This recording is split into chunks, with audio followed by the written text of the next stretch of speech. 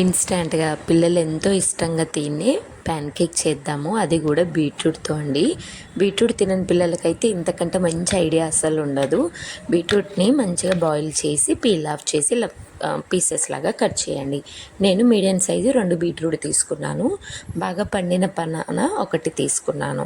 Banana బాగా పండితే కూడా కొంతమంది పిల్లలు తిన్నారు. అలాంటప్పుడు బనానా విత్ బీట్రూట్ తోటి ప్యాన్ కేక్ చేయండి, చాలా టేస్టీగా ఉంటుంది. ఒక ఎగ్గు వేసుకోండి, అలాగే 2 స్పూన్లు బెల్లము. ఇక్కడ చిన్న క్లిప్ మిస్ అయింది. ఒక 1-2 స్పూన్స్ వరకు గోధుమ పిండి కూడా వేసి మిక్సీ పట్టేసుకున్నాను.